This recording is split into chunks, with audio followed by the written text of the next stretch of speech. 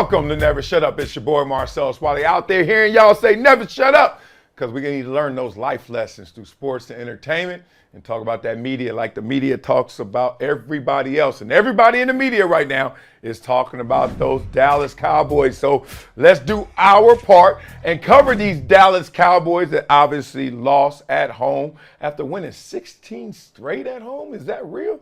And then they lay an egg like they did in that wild card round to the Green Bay Packers. Green Bay Packers won the coin toss, went straight down the field, put the smack down on, never looked back. We all saw it. So every commentator in the world, from Stephen A., who was just laughing at them, obviously trolling them, saying, hey, these pictures are worth 1,000 words, and kept showing images of the Cowboy fans all distraught, looking all messed up. And Richard Sherman, who had a valid point, saying, hey, you better appreciate what you got right now, even in this loss, or you guys are going to mess up and get rid of too much. Michael Irvin chimed in saying that the Cowboys' loss was just a spanking of the coaching staff. They both just got undressed. And then Emmanuel Acho also says Mike McCarthy's got to go.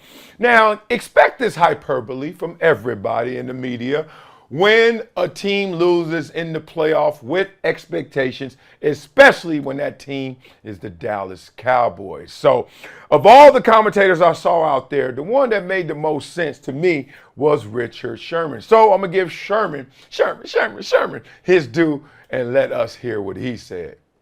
He was a top 5 quarterback all regular season for all intents and purposes. Played great. He did not play well in the playoffs. Gotcha. But you can do for everything you're saying, hey, he can do this better. He can do this better. On the other side of that coin, understand, you can get a lot worse quarterback plays.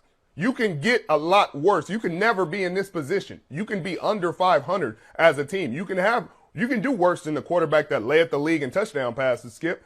And so when you don't appreciate what you have, then sometimes you got to learn the hard way. And sometimes you're sitting there like, yeah, let's build our team up, fire McCarthy, do all this. Hey, let's get rid of all these guys. Well, you're going to have a chance to do that, Skip. You don't want to bring Dak Prescott back? Watch how different your team would be without him. And then you would be appreciating, you would be wishing. There's a number of teams wishing for Dak Prescott. Let the Atlanta Falcons hear about Dak Prescott being available. I guarantee you they'd be happy. He's done nothing for their franchise. They'd be happy to give him $55+ million to come quarterback their franchise. There are a number of teams just like them that would pay a lot of money. The Tampa Bay Buccaneers, for example, they pay a lot of money to come see Dak Prescott do what he's done against them. Okay, that's where I'm at. Now, obviously, I've been in the playoffs 3 different times. My record in the playoffs, 0-3. So a lot of people are like, why aren't we listening to you? I'm going to tell you why. Because when you lose a playoff game, a lot of times you lose sight of how you even got to the playoffs. Let's not forget the real formula. It's the same rigging that goes on in social media, I got to tell you guys, and hip you to it. How many teams make the playoffs, right? 7 from one conference, 7 from the other conference. That's 14. That means how many teams don't make the playoffs? 18.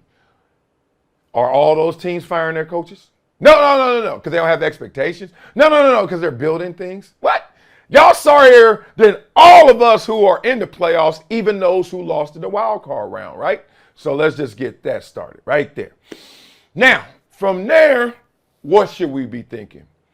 What's the arrow looking like? Is it going up or is it going down? There are different degrees now. Some arrows are flat. Some arrows barely pointing up. But the point is, where's the arrow for the Dallas Cowboys?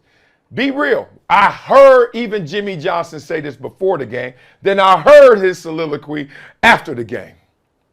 Before the game, he said, this looks like this is the best Dallas Cowboys team I've seen since our teams in the 90s. After the game, he was looking like, man, this team, I can't believe what I just saw. But people forget, in 60 minutes on any given Sunday, anything can happen in ball. But you got to measure a team by its mean. You know what its mean is? It's averages, the law of averages. Dallas Cowboys won the NFC East this year. The Dallas Cowboys did not win a wild card game. So now we obviously look at Mike McCarthy and we look at Dak Prescott like you got to go. Let's start with Dak. Dak needs to stay still. Why? One, he can't go anywhere. That cap hit, that dead cap, I think it's $50 million. He ain't going nowhere. So one, that's the reason. But two, he led the league in touchdown passes this year. And you guys are talking about even threatening, even thinking about letting him go, if you're a fan, silly talk right there. Mike McCarthy's a different conversation. Now, this was Mike McCarthy's 3rd year with the Dallas Cowboys, but his 1st year calling plays. And how did that turn out? Now, you give him a successive year to learn from that, draft, free agency. Everybody has that chip on their shoulder, the same chip that's been there for 20-some years. But the point is, Mike McCarthy should go nowhere as well. Or, let's roll the dice, right? And as they say, you give up something for show because you want some more, and you're going to end up with no Devin the Dude. So give up this for show NFC East winning team and this for show playoff berth to try to get more. We want to go deeper into the playoffs, right? And you're going to end up in no playoff situation potentially. Be careful of that. I always tripped off my NFL experience. I always tripped off when teams were just letting people go left and right just because they didn't win the Super Bowl. And I was like, 1, duh, dummy, only one team wins it. But 2, how is it a team that got close, Philadelphia Eagles right now, they thinking about the same stuff right now. How is it a team? What if Baltimore loses this week? You know how it goes, right? What if San Francisco doesn't win it all this year? They're going to be looking at Brock Purdy like, yeah, you the future, kind of not. Should we do it? Should we not? We've seen both sides of this. My point is, if you don't win it all those questions. Okay? You ask some questions, but guess what? Even a team that wins it all got some questions. They just won it all. They're not perfect. That's why it's so rare a team wins back to back. It is some form of it, luck, randomness, right? Who played the best? Who won 4 games in a row? Who won 3 games in a row? Like, it's not like who is the best team overall. It's who's playing the best at the right time, which is right now. And imagine you throw away that baby with the bathwater just because you didn't see this coming. That's a tough situation, man. So all of my times in the NFL, I used to see sweeping changes just because the team didn't win it all. And I think that is short-sighted. So be smart. If you're a team, look at the Dallas Cowboys. We're not going to stay status quo, but we're not getting rid of our centerpieces, which is Coach Mike McCarthy and Dak Prescott. So who do y'all agree with? Me, Richard Sherman, or all these other fools out there just going to get rid of the whole team because they came up short? When 31 teams come up short, and even the team that wins it all still got their own issues they need to address. And how y'all feel, man, especially for these Cowboys? Like, this is going to be the longest off season I've ever seen for a team. Like, this one, even I'm a former Cowboy, but still, even I was like, yo, I would hate to be a Cowboy right now. You imagine just hanging out, chilling, trying to go to the club or just live your life, just go jet skiing in Puerto Rico, and people are like, oh, you play for the Cowboys? I mean, it's just going to be rough for them boys right now. And Mike McCarthy did say it was the team wasn't ready to play. You think that's unacceptable? Or, hey, he the coach, he said his words, he put you in position. Y'all got to go out there and execute. You blaming the coach or are you blaming the players in this situation? All right, y'all, speaking of partying, let's talk about partying when you lose. How about that? Yeah, great conversation Kevin Garnett and Paul Pierce were having about what should you do when you're losing. Should you go out and hang? Should you party? Can you hit the club? What's the rules when you're losing? Check this out. You know how it is. We've been on teams that like, damn, when shit ain't right, and then like any little thing get dissected. Like, oh, he was out partying the last night, or this and then now it become public. It's too much for a team to overcome. You losing and you out partying, and that says what it but is. It get creeping in. Now it's the subject of this show and this show. See, we ain't only. That's what it said though, P. I'm being dead ass. If you playing with the Pistons, y'all done lost 25 in a row, and you out partying, and the nigga get you like boom on some. I mean, that's on you. At 10 in a row, I've been out partying. Bro. 10 in a row, we weak. Nah, bro, that's a losing. We weak. That ain't mean I ain't going to practice early. That ain't mean I ain't working. I'm going out. Nah, we weak.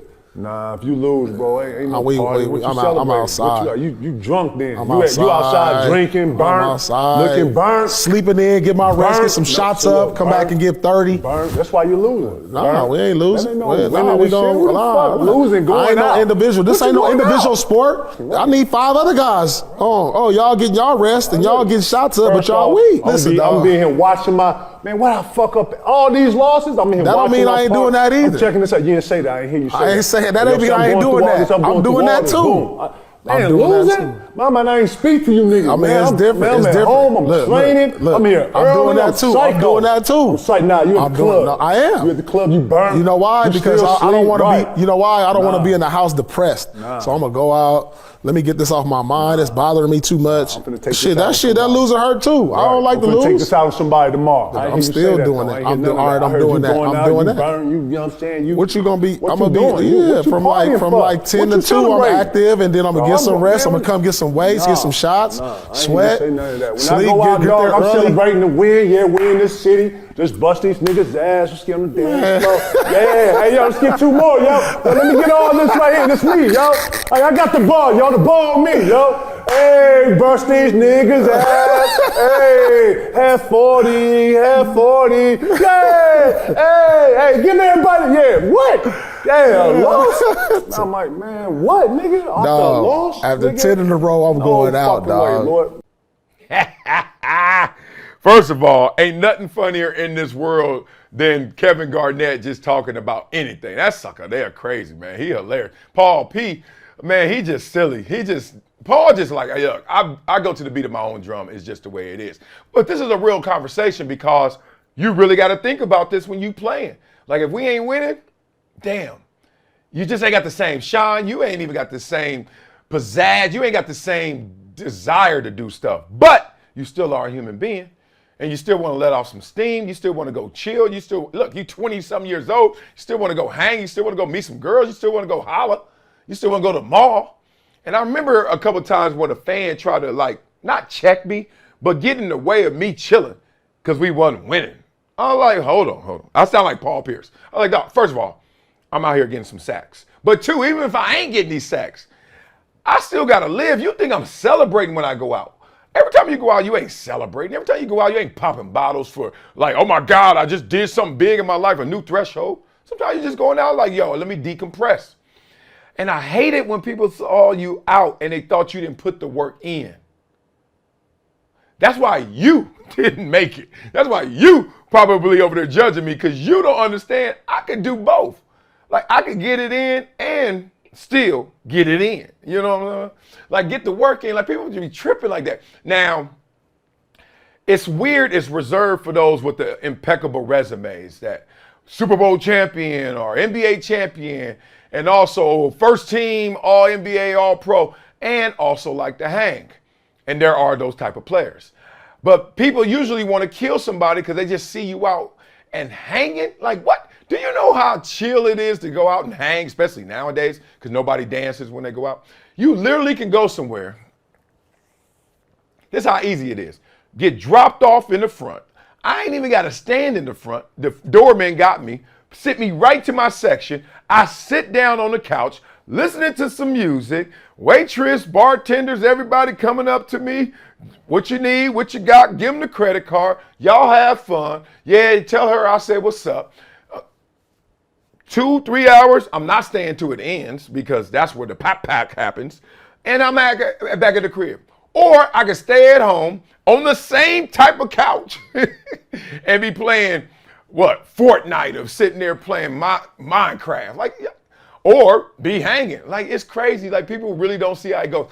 Sometimes I wish there was an expose to show you how much real hanging and chilling and partying goes on from the elites. Not just athletes, like, the CEOs, the VCs, that marketing meeting, that big foundation meeting, that big convention. Oh, them conventions are the worst. Go to them hotel bars at them conventions. You be like, good Lord, they out here eating. And they going to wake up in the morning and have that PowerPoint ready. Crazy, right? You do the same damn thing. Stop playing. So I thought that was a fascinating conversation about it. I was at the Cheesecake Factory one time, injured. This is a little bit different. I wasn't playing. And a fan did say to me, hey, Wiley, shouldn't you be home? I was like, nah. And you know me, I'm not a fighter. I was like, nah, I'm good. Can't you see I'm not limping? But it's weird. I'm not limping, but I'm not able to play football. You get the difference? Because I can't put no pressure on this ankle to the point where I could go sack a quarterback. But I certainly could put on these Air Force Ones and take this nice little lady out to eat, and give me a factory grande burrito, hold the sour cream. I could do that. My ankle's good enough for that. But it ain't good enough to turn the corner on Lincoln Kennedy, partner. And I used to hate when people used to come at me like that. So partying when you're losing, I have no problem with it. Because I always make the assumption, which is probably a weird assumption for some guys. It's probably an unhealthy assumption. I think guys are putting in the work. Now, I don't think you're going to put in any more work if you're sitting at home playing Fortnite. I just think the work is the work and the play is the play. So I'm separating them. I'm with Paul Pierce. Are you with Paul Pierce? Are you with Kevin Garnett? Let me know what you think. Beat it up in the comments. And can you play your best game and still ball out? Do you think you can? I know in college and the pros, my best games came from my loosest nights the night before. In college, Lord, I broke curfew. In pros, I didn't break curfew, but I had fun. And I had my best games. It's weird, but that's not something you can do consistently, but you can go to that well once in a while and make sure it happened. Don't even get started on them Jordan games and Jordan antics and Jordan stories. I ain't even going to put that man's name out there like that because he already put it out there in that respect. Point being, you can do it. You just better not do it too often. As Marv Levy would say, you can't soar with the Eagles and hoot with the Owls. So beat it up in the comments. Let me know what you guys think. All right, the last one, pretty interesting, man. I love this. Talking to Coach Avery.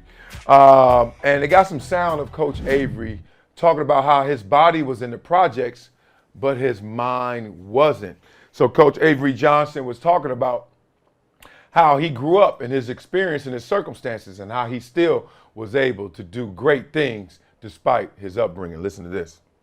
We weren't a well-to-do family. My dad was a self-employed carpenter. He sixth grade education. My mom didn't have any education, so we weren't a very well-to-do family from a financial standpoint. Lafitte Projects was a tough place to grow up. Crime infested, drug infested. But at the same time, the flip side of that was my parents had master's degrees, doctorate degrees in love and discipline. So that really had an impact on my life in terms of how I function in the classroom and on the athletic field. So my body was in the Lafitte Housing Project, but my mind wasn't there. And that had a lot to do with the way my parents raised me.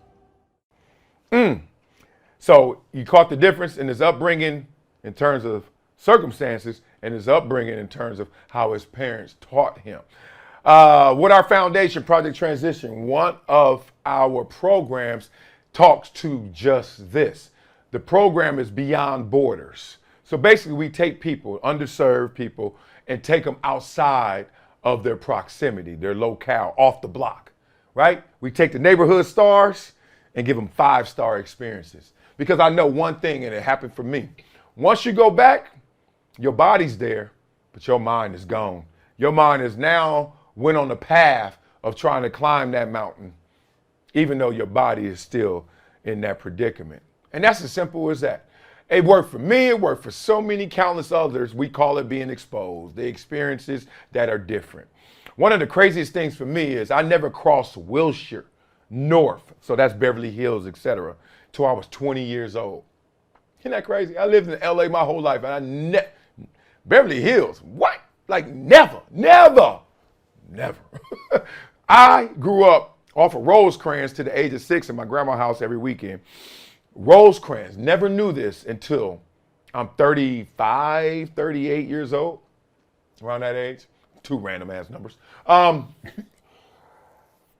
grew up off Rosecrans in Compton. Never knew in my life until I was buying a condo on the Strand in Manhattan Beach that Rosecrans went all the way to the beach. So imagine how my mind is blown when I'm about to purchase this property, about to get this, and I look up and I see the same street I grew up on goes right here. I was like, what? And duh. Two different worlds, but the same name, same street. I couldn't believe it. So one time, obviously, instead of taking it west to Manhattan Beach, I took it east all the way back to the home to Compton. I was like, this is wild. Like, I just was sitting there like, this is crazy. This ain't in the same lifetime.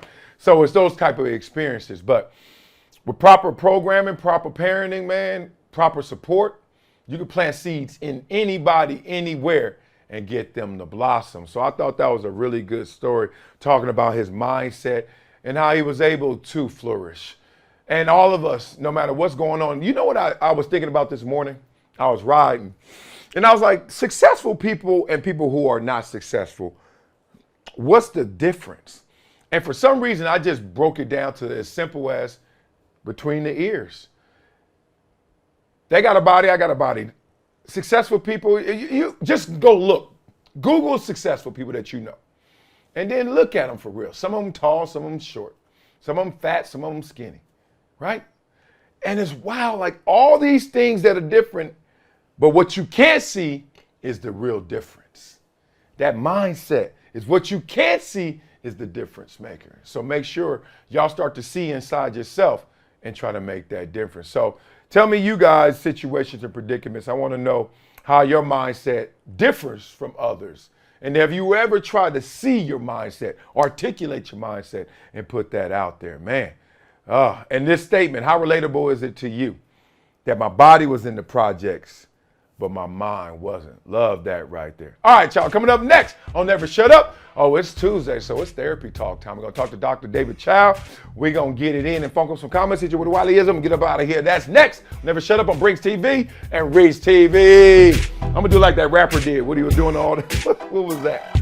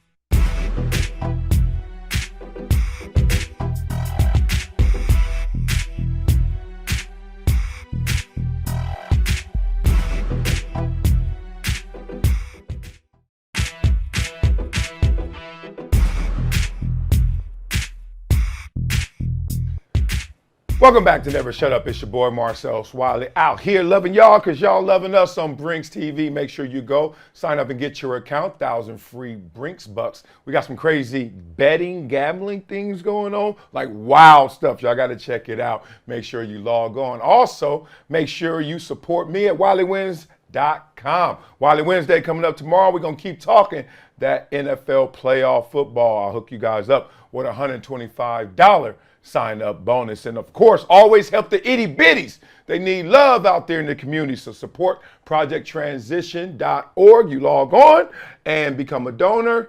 Recurring donors get this book sent to them right to the crib. All right, y'all. About to send you some love right now because it's Tuesday. So that means it's therapy talk time with my man, Dr. David Chao. So Pro Football Doc, come on in here. Damn it, that's still the wrong way. All right, there he is, Dr. David Chao. My man, how you doing and what's up with your doc? We're doing well. You know, I think the NFL has a new tradition, 3 straight double headers. Put it on Martin Luther King weekend. And, you know, they were going to do 2 Saturday, 3 Sunday, 1 Monday. But this 2-2-2 is not so bad. They moved the weather from the Buffalo. They might have stumbled onto something. Look, it used to be basketball owned Christmas Day and basketball owned Martin Luther King Day. Now the NFL's taking over there. And I like your bet promotions. We had a good week. Based on health alone, we were 4-0. We had 3 guaranteed picks. We took Houston based on health over Cleveland. We took Kansas City based on the Miami linebackers' injuries. That worked out. We took the Rams, keeping it close based on some of Detroit pass catcher injuries, and Tampa over the Eagles. Now, thankfully, we leaned by health towards the Cowboys, your former team, but we stayed away. We said there was a big advantage there. So we only went in on 4 of the games, and thankfully that stay away was good. We leaned towards the Bills and we leaned towards the Cowboys, but it wasn't that strong. And boy, we stayed away from that Man, the Cowboys won Kicking 16 down, straight games scoring. at home and then get there, and it ain't even a weather issue, and them suckers was laying flat, iced out of that game. But talk about the cold weather games and some of the secrets. Everyone always acts like they know the formula how to deal with cold weather. When I played in Buffalo, every time we played our opponents, they was like, man, how you deal with this? It's so cold. I was like, we are the same as you. It's cold to us too. We're just going to get through these 60 minutes. You got any tips? Well, I think some of it is mindset, right? And look, when you're in Buffalo, your mindset's different. See, this is the funniest thing. Oh, the Dolphins can't win because they're cold weather. It's about mindset. Marcellus, you're from SoCal. It's not like you're a Buffalo born and bred guy that, is used to the cold. It affects you as a human, but it's about mindset and what going into the game. And look, did you go sleeves or sleeveless when in the cold? Dog, that's what the problem is. Sometimes I go sleeves, sometimes I go sleeveless. I was all over the place because it was always cold no matter what I did. Crazy. But did you do the Vaseline? No, Bruce Smith was the king of the Vaseline. I didn't want to bite Bruce's style, so I didn't do it for that only reason. I was like, I'm not going to be, they're already calling me Little Bruce Smith. I'm not going to steal his antics, but I should have did it. That was a good antidote, I bet. Well, you look at it, some of the even Kansas City receivers, you could see their arms, they were sleeveless. They got Vaseline on, but their hands were cold. So their hands were in hand warmers, yet their arms, because the Vaseline, even on your face, it helps protect you. That's a secret. The other thing I talked about this week is, look, I think everyone saw a video now. You take the water out of the refrigerator in Kansas City at Gayha Stadium, Arrowhead, and you take it out of the refrigerator and it instantly freezes. I think most people have seen that because it was so cold out, right? Beer in the refrigerator was staying liquid. Out in the open was freezing. I mean, that's how cold it was. So undoubtedly, the Gatorade and water on the sidelines, and you can get dehydrated in the cold even, is frozen. So what do people drink? You know the secret to this. You can't drink coffee because that's a diuretic. Soup. Chicken broth. Yeah. Chicken broth. Yes, the lockers of chicken broth. And we bring out the hot chicken broth. And the other secret is don't stand. Look, the white benches are fine and the jackets are fine. But that orange flamethrower heater, that's the bomb. Believe me, during games, I was standing right next to that. At timeouts, I'd have to move because you all would come in the way there. And I even had an associate once in a cold game in Kansas City, a medical guy, light his polyester pants on fire because he stood too close to the flamethrower, the orange flamethrower. I'm on fire. I'm on fire. All right, all those are fixes to warm me up, but nothing solved the fact that Mahomes went out there and cracked his helmet. How the hell that happened? That is the craziest thing I ever saw. Like, look, I remember way back when, and Jim Trotter pointed it out on Twitter, that during training camp, Fred McCrary, fullback, and Junior Seau would have collisions. And one time, Fred came off the field with a crack. It didn't shatter like Patrick Mahomes, but a crack in his helmet from their head-to-head fullback to middle linebacker collisions.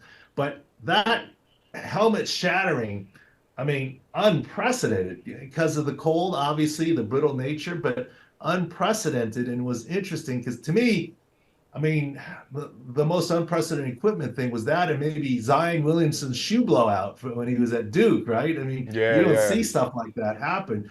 And it's interesting that it was so cold, his next helmet didn't fit him because it was the same size, but it was cold and it shrunk down because of the cold.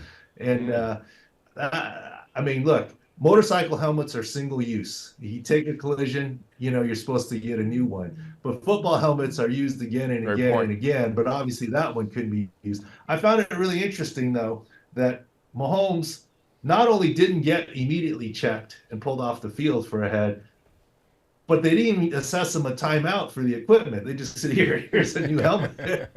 I don't know what the rules are, but I found that interesting. I'm just saying, if it's Brock Purdy, does he have to go out for a play or do they assess the timeout? I mean, it's Patrick Mahomes. So, I mean, I guess, Yeah, keep the train rolling. We know what the gravy train looks like. Man, please help me, Doc, because I don't want to put prayers up in the sky. I got a lot more important things in my life than who's going to be the head coach of the LA Chargers. But I might have to use one to get Harbaugh in the building. He was in the building doing his interview. Give me some Jim Harbaugh stories so I can know what I'm getting in my next head coach. Wink.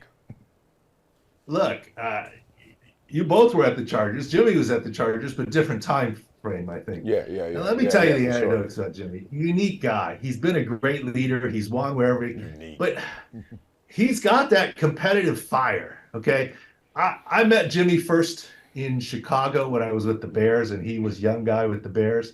And then the next encounter I had with Jimmy was he was with the Colts, and I get a phone call on Saturday from the visiting team, our head athletic trainer, James Collins. Hey, the visiting team, they might need to get an x-ray.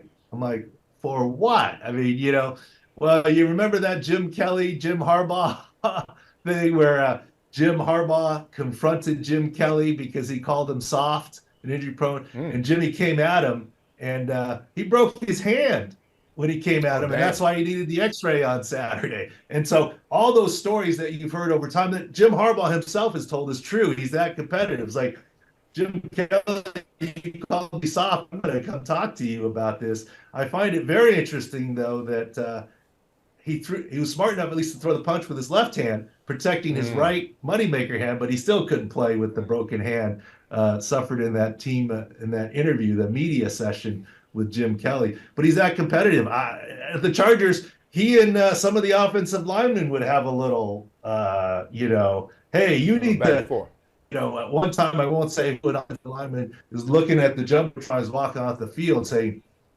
get rid of the ball, right? Just commenting like at the screen, and Harbaugh heard it, and they had a little, hey, what's up? What are you talking about there? So that's part of his success. He's very competitive. Even on the smallest little things.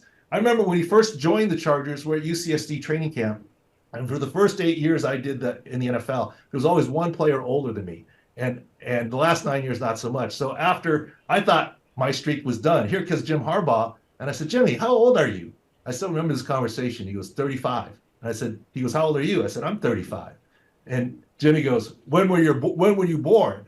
And I said, March 64. What about you? He goes, December 63. You can look it up, right? He's 60 now. And I said, I got you by a little bit. And Jimmy was mad. He was like mad that he lost the age competition to the team doctor. God dang. I mean, every little thing, the guy's super uber competitive. And that's part of his success. I love Jimmy. I think Jimmy's awesome. I got other stories that I got to clear with him with HIPAA before I can I'm about to say, I don't want to know no more about my coach. He's a little too damn competitive right now. He'd be like, all right, who's going to be first? Who's going to be first at the game? This part is true. It's not HIPAA. When he was playing with us, he actually wanted to be an NFL referee. I don't know how many people knew that. That was what he said he was he going to do knows the rules. when he was done. He said he was going to be a referee. Yeah, that's good. He knows the rules. That might help him. We need it. Here's something that I want to know about. Rest or rust for these number one seeds. And we're going to see Baltimore, who I think still is the favorite to go win it all. Where do you side on that, rest or rust? And hopefully one day Jim Harbaugh has this decision to make for our Chargers. Well, like a lot of things in life, it's an individual decision based on the player and a team. For CMC, Christian McCaffrey, the rest is awesome. The guy has a calf strain. He's going to get 3 weeks off. But for a young rookie who wants to keep it rolling, maybe there's rust. I don't know. In general, it's the vets that like the rest and the young guys that potentially have rust. But it's not just about games. It's just about the tempo of practice. And I'm sure John and Kyle Shanahan have figured out where they're not going to let their guys get rusty and scripted plays to start off anyways. But it's a very individualistic decision to make rest or rust here. But remember, it's just not about games. It's about what you do in practice too. So I think they'll keep them going. Yeah, let's end on this right here, Doc. A lot of people in my group text kept saying they were with those cornerbacks and those DBs that just kept going low on these tight ends this weekend. I don't know what it was. We saw Tyler Higbee take one to the knee. What do you think about these low tackles and what we can do to prevent them? It's tough. You got a big old tight end coming at you. And it happened to TJ Hawkinson earlier. It happened to Gronk in his career too. You can't hit him high. You can't hit him low because you don't want to cause injury. But you hit him like on their chest, and you might get run over if you're a smaller DB. So you are. Look, I think it's unfortunate. Is it dirty? It's not illegal, certainly. I don't see these DBs looking to injure their brethren, right? In some ways, that you're all in a big fraternity, but they're trying to protect their own. I got to get you down, and it was just bad luck that Tyler Higbee's knee was planted, and so that's why by video we said it was ACL and MCL, and that's been confirmed.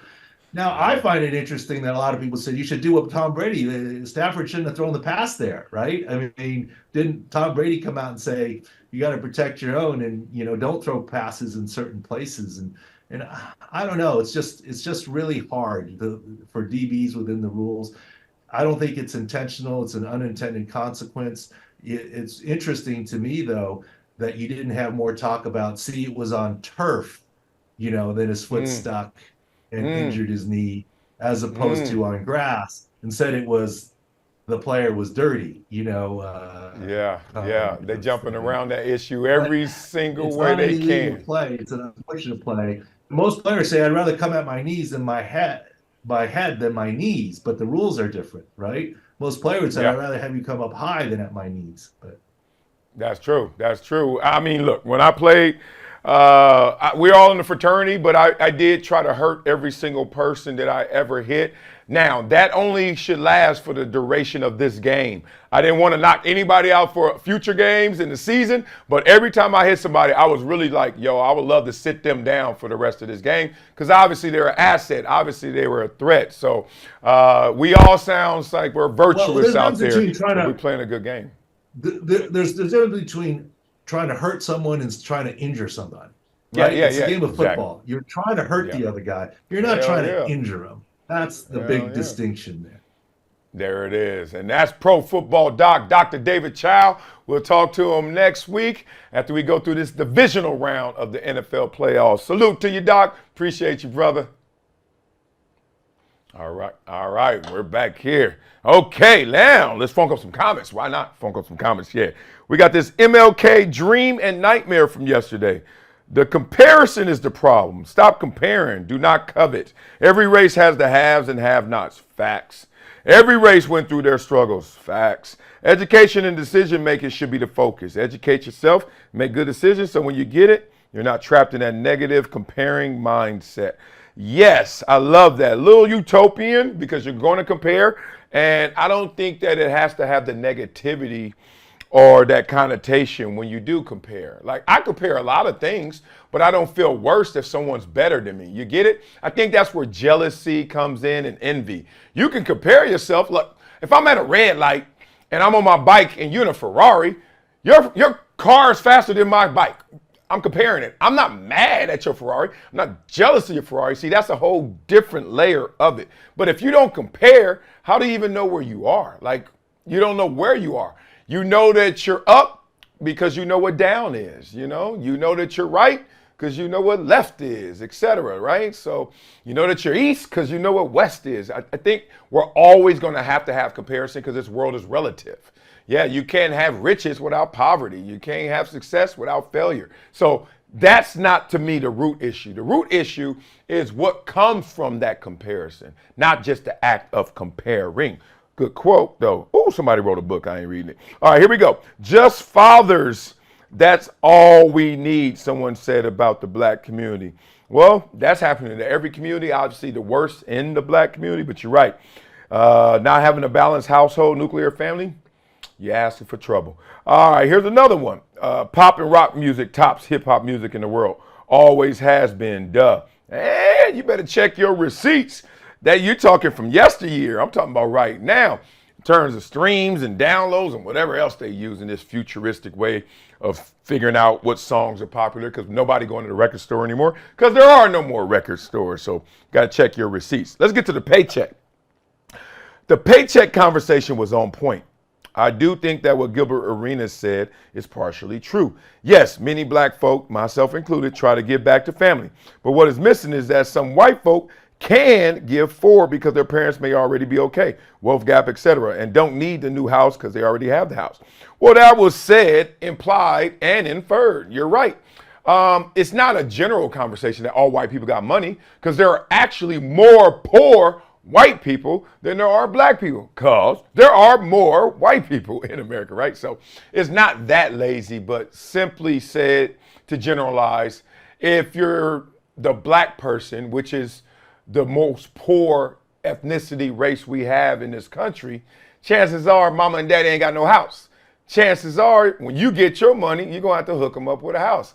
Versus the flip, when you see white America, second richest in this country, behind Asian Americans, and they won't have to necessarily buy that same house, so they can start forward thinking instead of going back and trying to bring the whole village with them. Real simple premise. We understand what it means.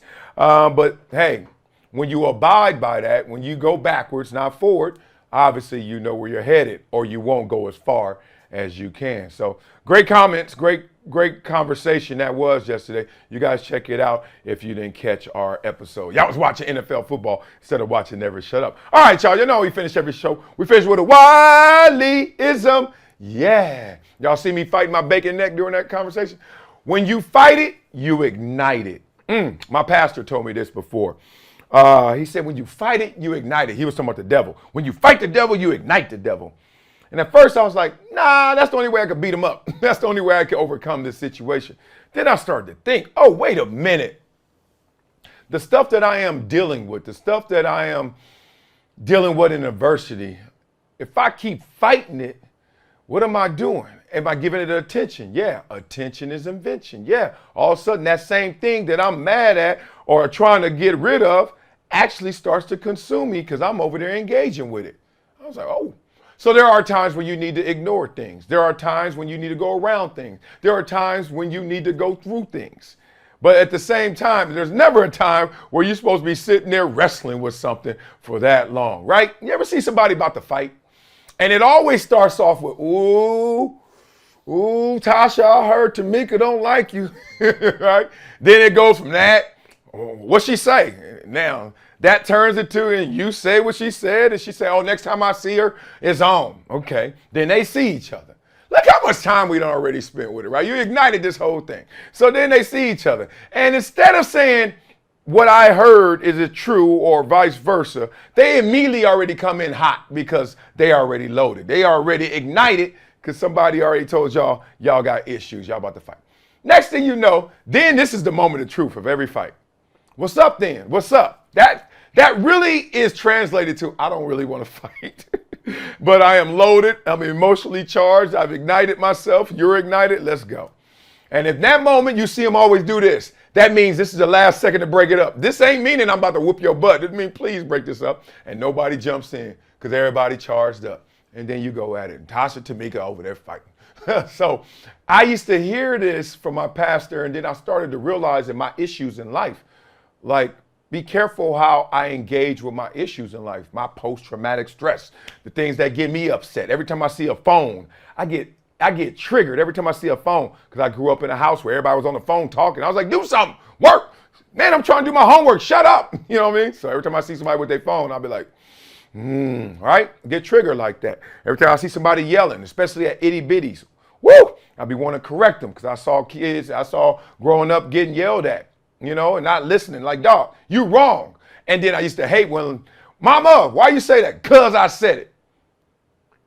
I ain't gonna learn from that, mama. But why'd you say I can't do that? Like, can you give me an explanation? So little things like that. But just remember all the issues in your life, including Tasha and Tamika and whoever else out there that want to fight you. Be careful, because when you fight it, you ignite it. So don't let all these conversations get to y'all, man. Don't let all these variables, these things that come our way, always attached to you. Some of them avoid, some of them, hey, go around, and some of them get through it. But you ain't got to sit there and say, what's up? Nah, because when you fight it, you ignite it. That'll do it for today's episode of Never Shut Up. Get up out of here, man. Love for you guys. Have an amazing day. My daughter and I, we're going to the Clippers game tonight. She's in town on her worldwide tour. She's living the life, man. Gonna have some fun. Let's see our Clips get that win. Have an amazing day. I know I will. Boom, boom, boom, boom, boom.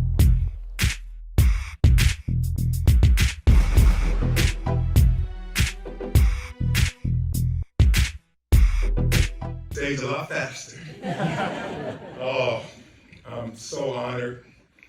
I'm so inspired to be here, and thanks Shine Global for this award, to be recognized for doing the right thing, to be recognized for doing good things and trying to inspire others for their own greatness. I'm just a kid from Compton who, at an early age, had to look inside to find my opportunities, because on the outside, there were so many whispers and sometimes yells of I couldn't make my dreams a reality.